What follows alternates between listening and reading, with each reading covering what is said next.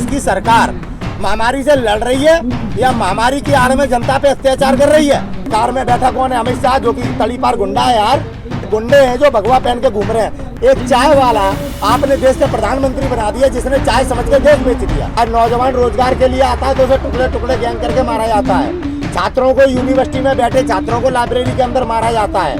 हार जाने के बाद चुनाव ये दंगा कराते हैं भारतीय जनता पार्टी के लोग। और आज इस देश के नौजवान की परिस्थिति के मुख्य जिम्मेदार ये लोग हैं जिन लोगों की पिक्चरों को देख देख कर इन्हें तुमने इतना बड़ा हीरो बनाया। ऐसे लोगों के कारण आज गरीब के बच्चे मर रहे हैं, आज हम बेरोजगार हैं। हमारे देश की ये परिस्थिति है, चाय वाला देश लूट रहा है। प्रधानमंत्री जी कुछ नहीं जानते, वो नाली में से गैस निकाल देते हैं, पता नहीं वो कहाँ से रडार में से बादलों से रडार गायब कर देते हैं। ये तो राम के वस्त्र हैं, आज रावण ने पहन रखे हैं। जब सीता माता का अपहरण किया था तो रावण भी पहन के आया था, तभी तो माता हमारी धोखा खा गई। आज देश धोखा खा रहा है। हमेशा गरीब ही पिसता है, अमीरों को पिसते कहाँ देखा है। लेकिन जब से नरेंद्र मोदी जी इस देश की सत्ता में आए हैं तब से पूरा देश का नागरिक पिस रहा है। गरीबों पे तो हमेशा ही जुल्म हुआ है। अब जैसे कहते नहीं मोदी जी आपदा में अवसर, तो ये मोदी जी के आपदा में अवसर हैं। महामारी के नाम पे सरकारें बनाना, महामारी के नाम पे चंदा लेके उसमें घोटाला कर जाना, ठीक है, महामारी के नाम पर अपने फेलियर को छुपाना, आज इस तरह से इस्तेमाल किया जा रहा है इस वायरस का, जिसे महामारी के नाम से आज पूरी दुनिया में प्रचलित किया गया है। आप देखिए, जैसे किसी चीज़ का प्रचार करने के लिए एक आइकॉन की ज़रूरत होती है, ऐसे ही आज हमारे देश में तमाम बड़े बड़े सबको कोरोना है, लेकिन किसी को कोरोना अपने साथ लेके नहीं जाता, गरीब को ले जाता है। गरीब 6 बजे एडमिट होगा और रात में उसकी 7 बजे बॉडी प्राप्त हो जाएगी कि ये गए, राम प्यारे हुए। लेकिन कनिका कपूर के 5 चेकअप होते हैं, वो निगेटिव आते हैं और 6वां पॉजिटिव आता है, बच जाती हैं। आप लोगों को समझना पड़ेगा देश के गरीब को और आम नागरिकों की किस तरह से आपदा में अवसर की तलाश मोदी जी ने कर रखी है। यानी किसान कोरोना नहीं मानते? किसान कोरोना क्यों माने, पूरे देश को समझना चाहिए। तो फिर सुई लगाने की बात क्यों कर रहे हैं? कौन सी सुई लगाने? वैक्सीनेशन की बात क्यों कर रहे हैं? वैक्सीनेशन की बात इसलिए कर रहे हैं क्योंकि देश में वैक्सीन लगाई जा रही है, उसके बाद भी महामारी फैल रही है, जबरदस्ती थोपी जा रही है। 2000 का जुर्माना लिया जा रहा है हमसे मास्क लगाने ना लगाने पर। अरे मास्क, कभी आप कहते हो सैनिटाइजर से मर जाएगा कोरोना, आपके पास वैक्सीन नहीं है? आप क्या मास्क लगाने से कोरोना से बच रहे हैं? 2000 रुपए का दंड क्यों है हम पे? 2000 रुपए का दंड क्यों? आप देश की सरकार महामारी से लड़ रही है या महामारी की आड़ में जनता पे अत्याचार कर रही है? जब पूरा देश, पूरा विश्व, आप एक बात बताओ, दिल्ली में कितने लोग कोरोना पॉजिटिव हो गए, मर गए? अभी तक किसान आंदोलन में 3 मोटरों पे लगा हुआ है। क्यों नहीं हमें कोरोना हो रहा? या ये देश से बाहर है हम लोग, या हम कोरोना की सीमा रेखा से बाहर है? क्या कारण है यार? बेवकूफी की भी याद होती है। अपनी जेब से जुर्माना दे रहे हो उस मास्क के लिए जो मास्क कहीं पे भी कोरोना महामारी से लड़ने में कायम नहीं है, जिसका कोई उपयोग नहीं महामारी में, लेकिन ना लगाने पे 2000 का जुर्माना। लोगों की लगातार मौतें हो रही है, शमशान घाट की वीडियो सामने आई है, उसको लेके क्या कहना चाहेंगे अगर कोरोना नहीं है? ये साजिश है, साजिश में ऐसा ही होता है। अंग तस्करी इंटरनेशनल लेवल पे बहुत बड़े पैसे मिलते हैं। आप देखिए बिहार में संजू जैन, पीके जैन ने मेरे सामने पथरी के इलाज में किडनी निकाल ली, सबूत भी है। पुलिस प्रशासन ने, बिहार की बात कर रहा हूँ, कंकड़बाग क्षेत्र की नाम लेके बता रहा हूँ, पुलिस प्रशासन ने चुनाव के बाद की बात है, जब नीतीश ने सरकार बना ली, 10 लाख रुपए लेके मामला शांत करवा दिया। बड़े पैमाने पे इंटरनेशनल मार्केट में अंग की तस्करी हो रही है ना, वरना आप बॉडी को नहीं देखने देते। क्या इस अंग तस्करी में सरकार भी शामिल है? बिल्कुल, सरकार में बैठा कौन है? अमित शाह, जो कि तली पार गुंडा है यार। सरकार में क्या बहुत अच्छे लोग बैठे हैं? आपके उत्तर प्रदेश के सीएम पे 28 मुकदमे थे, अब वो सीएम बनकर उन्होंने मुकदमे माफ करा लिए, या वो भगवा धारण करते हैं या वो जय श्री राम का नारा लगाते हैं, तो उनको अपराधी नहीं माना जाएगा क्या? ये तो अपने चरित्र को छुपाने के लिए, हमारे देश को लूटने के लिए इन्होंने इस प्रकार से धर्म को अपना हथियार बनाया। आज देश की जनता को समझना चाहिए, आज सन्यासी नहीं दिखाई दे रहे, ये गुंडे हैं जो भगवा पहन के घूम रहे हैं। कभी कोई मुस्लिम धर्म पे उंगली उठाता है, यही आपके डासनाम है, वो कहता है मीट भी खाओ लेकिन हलाल करके मत खाओ। पता नहीं क्या क्या बातें करते हैं ये लोग, आपको गुमराह करते हैं। आप लोगों को समझ में नहीं आ रहा, आज कीमत चुका रहा पूरा देश, आज पूरा देश कीमत चुका रहा है इन अपराधियों को आपने धर्म के नाम पे जो सत्ता दे दी। आज देखो हम भी परेशान, आप भी परेशान। कौन है इस देश में जो आज सुखी है? आज देश को किन परिस्थितियों में ला दिया, हर जगह सेंध लगा दी है। जिस तरह आपके सपोर्ट में सारे राजनीतिक दल है, तो उन राजनीतिक दलों से क्यों नहीं कहते हैं कि कोरोना के विरोध में खड़े हो? वो भी तो कोरोना का सपोर्ट कर रहे हैं, कोरोना है भाई, तो लॉकडाउन कराएं। सरकार किस प्रकार से देश में तानाशाही कर रही है, अपने खिलाफ और उठने वाली आवाज को दबा दिया। वैक्सीन के नाम पे वो चीज लगाई जा रही है जिस चीज से शिकार होके जयललिता जी का अंत हुआ।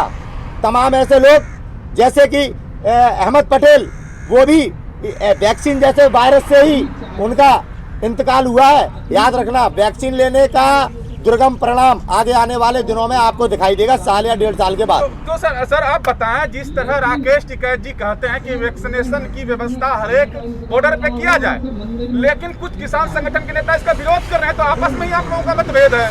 देखिए, ऐसा है, मतभेद होना जायज है। वैक्सीन विश्वसनीय है ही नहीं, वैक्सीन विश्वसनीय है ही नहीं, क्योंकि वायरस ही नहीं है। आप एक बात बताओ, जो कभी आप सैनिटाइजर से मार देते हो वायरस को, मास्क से बच जाते हो, वैक्सीन किस प्रकार की है? बेवकूफ़ी की हद होती है। एक चाय वाला आपने देश का प्रधानमंत्री बना दिया, जिसने चाय समझ के देश बेच दिया।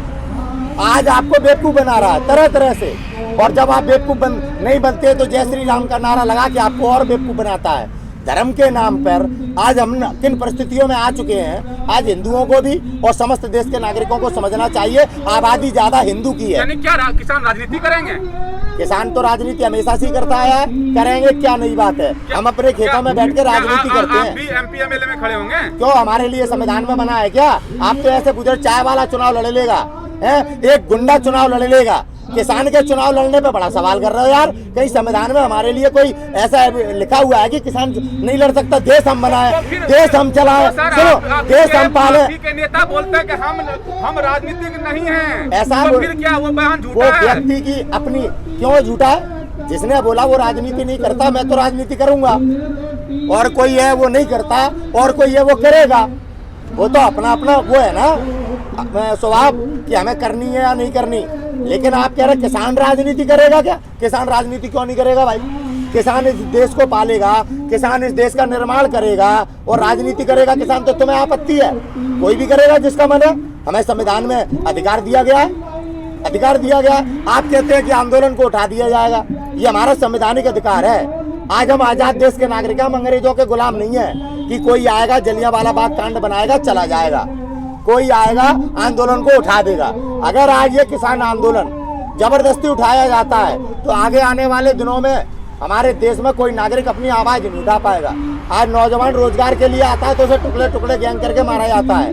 छात्रों को यूनिवर्सिटी में बैठे छात्रों को लाइब्रेरी के अंदर मारा जाता है। हार जाने के बाद चुनाव ये दंगा कराते हैं भारतीय जनता पार्टी के लोग, मंच पे खड़े होकर इनके लोग देश के गद्दारों को गोली मारो, सालों को मस्जिद तोड़ देंगे, फलाना कर देंगे, इस प्रकार के बयान देते हैं। साक्षी ये नरसिंहानंद किस प्रकार के बयान दे रहा है? इनके ऊपर कोई कायदा नहीं, कोई कानून नहीं, क्योंकि ये भारतीय जनता पार्टी के लोग हैं।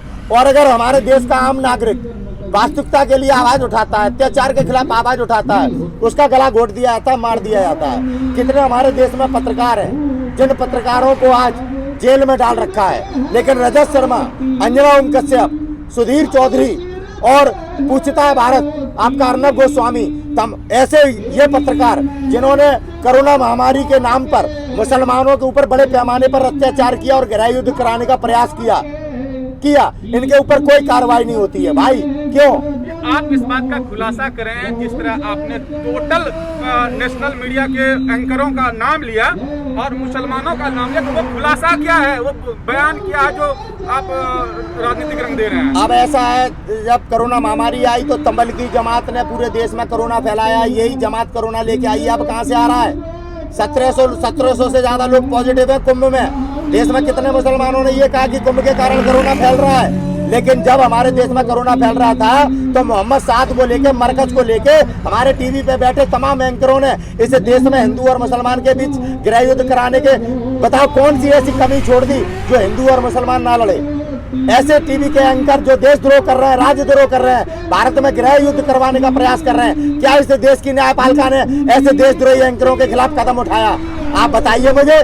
हमारे देश की सरकार आज किस तरह से हमारे चौथे स्तंभ मीडिया का दुरुपयोग कर रही है। मीडिया में बैठे लोग आज देश के साथ गद्दारी कर रहे हैं, शर्म आती है। आज बड़े बड़े भारत रत्न, बड़े बड़े पिक्चर बनाते हैं बॉर्डर पे, आपके सन्नी देओल, माँ तुझे सलाम, पता नहीं कौन कौन सी पिक्चर, हैंडपंप उखाड़ के आता है पाकिस्तान में सन्नी देओल, अक्षय कुमार पता नहीं कौन कौन सा राष्ट्रवाद दिखाता है, अजय देवगन पता नहीं कितने बढ़िया एसएसपी बन जाते हैं। आज मुंह से आवाज नहीं निकल रही न्याय के लिए, आज सत्य बोलने की इनमें हिम्मत नहीं है। ऐसे दो कौड़ी के लोगों ने आज भारत माता का किस प्रकार से चीरहरण करवाया है। आज इस देश की जनता, आज इस देश का गरीब, आज इस देश के किसान और आज इस देश के नौजवान की परिस्थिति के मुख्य जिम्मेदार ये लोग हैं जिन लोगों की पिक्चरों को देख देख कर इन्हें तुमने इतना बड़ा हीरो बनाया। आज क्रिकेट का भगवान सचिन तेंदुलकर, इसकी चुप्पी के कारण आज क्रिकेट सट्टे का मैदान बन गया। आज वो क्रिकेट नहीं रहा जिस क्रिकेट को हम देखा करते थे और जब सचिन तेंदुलकर के लिए लोग स्टेडियम में आया करते थे।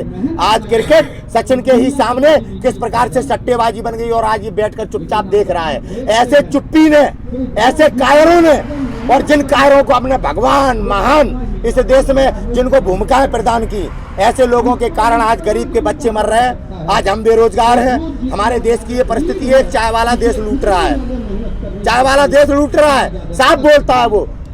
आपदा में अवसर, प्रधानमंत्री मोदी ने कोरोना जैसी महामारी से लड़ने के लिए कोई काम नहीं किया, केवल देश को लूटना, तबाह करना और बर्बाद करने के अलावा देश के प्रधानमंत्री ने कोई काम नहीं किया। प्रधानमंत्री जी कुछ नहीं जानते, वो नाली में से गैस निकाल देते हैं, पता नहीं वो कहाँ से रडार में से बादलों से रडार गायब कर देते हैं।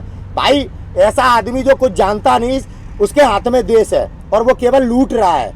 समझने की जरूरत है, आज देश पर वो लोग शासन कर रहे हैं जिन लोगों से हम आज़ादी के लिए लड़े थे। इस सच्चाई को समझना पड़ेगा। और जब से ये लोग आपकी सत्ता में बैठे हैं तब से आपको निरंतर कमजोर कर रहे हैं, आपको निरंतर कमजोर कर रहे हैं। ये सच्चाई आपको जाननी होगी। सत्ता में वो लोग हैं जो आपकी आज़ादी के खिलाफ थे, आजकल राजनीति करने लगे हैं हमारे धर्मगुरु। समझ में आया? अब वो सिया राम का जाप नहीं करते, ना महादेव का जाप करते हैं, वो आजकल राजनीति करते हैं, जिसका ये परिणाम है कि उनकी जगह हो गई है कुटिया में। केवल कुटिया में बैठो। धर्म का प्रचार वो गुंडे करते हैं जो अपराधी हैं, गैया के पीछे लड़ाते हैं बेटियों को, और जो बच्चे प्यार करते हैं वहाँ लफ्ज़ियात जैसे कर्मकांड करके हमें आपस में लड़ाते हैं। ऐसे लोग आज हमारे धर्म के ठेकेदार बन गए, धर्म के ठेकेदार बन गए। नरेंद्र मोदी एक वो व्यक्ति है जो कुछ भी नहीं जानता, जो देश की सत्ता पर बैठकर देश को कैसे लूट रहा है। नोटबंदी करके 8 लाख करोड़ का स्कैम है। नोटबंदी करके अपने सभी उद्योगपतियों के काले धन को सफेद किया हुआ। मोदी जी के चरित्र पे तो कपिल मिश्रा ने दिल्ली विधानसभा में पूरी कॉपी खोली थी, रिकॉर्डिंग भी होगी, आप लोग जाके मंगा के देख लेना। चरित्र तो इनके बहुत अच्छे हैं। इनके ऊपर कौन सा ऐसा भगवाधारी है जिस पर बलात्कार का मुकदमा नहीं है? अरे हमारे उत्तर प्रदेश के सीएम के लिए तो उनके सीएम हाउस के बाहर खड़े होकर चिल्ला रही थी कि इन्होंने मुझसे वादा किया था शादी करने का, और वो लोगों ने देखा होगा। मैं कहता हूँ सच कहता हूँ, प्रमाण के साथ कहता हूँ, झूठ नहीं बोलता। जो कुछ बोला है वो सच है, सच है। इनका कोई ऐसा भगवाधारी नहीं जिस पर बलात्कार का मुकदमा ना हो। अब ताकत में बैठे हैं, गरीब जेल जाएगा, ये लोग ऐश करेंगे। वॉशिंग मशीन है इनके पास, सारे देश के भ्रष्टाचारी। भगवा गलत है, भगवाधारी गलत है। भगवा कैसे गलत हो सकता है भाई? ये तो राम के वस्त्र हैं, आज रावण ने पहन रखे हैं। जब सीता माता का अपहरण किया था तो रावण भी पहन के आया था, तभी तो माता हमारी धोखा खा गई। आज देश धोखा खा रहा है, आज पूरा देश धोखा खा रहा है। इनके पीछे खड़े जो शैतान हैं, जो देश के लुटेरे हैं, उनको नहीं पहचान पा रहा और हिंदुत्व के चक्कर में आपस में लड़ मर के मरे जा रहे हैं। और आज हमारा देश गुलामी की ओर जा रहा है। जब हम 800 वर्ष गुलाम थे, अगर श्री राम जपने से आज़ाद हो जाते तो हम गुलामी ना बनते कभी। भगवान ने कहा कर्म प्रधान है, और आज हम क्या कर्म कर रहे हैं? धर्म के नाम पे एक दो कौड़ी के आदमी की बातों में आके देश की इन परिस्थितियों में ले आए। रोजगार छीने जा रहे हैं, गैस पे दाम, पेट्रोल पे दाम, ऐसे लूट की जा रही है, ऐसे लूट की जा रही है जैसे कुछ पूछो मत, कोई कायदा कानून है ही नहीं। समझना पड़ेगा, परिस्थितियां गंभीर हैं। आज अगर नहीं जागे तो देश बचेगा नहीं। ये देश वो देश होगा जो धर्म के नाम पर गुलाम बनेगा। बगल में पाकिस्तान हमारे ऊपर हंसेगा, याद रखना इस बात को। चैनल को लाइक, शेयर एंड सब्सक्राइब करें और बेल आइकन दबाना ना भूलें।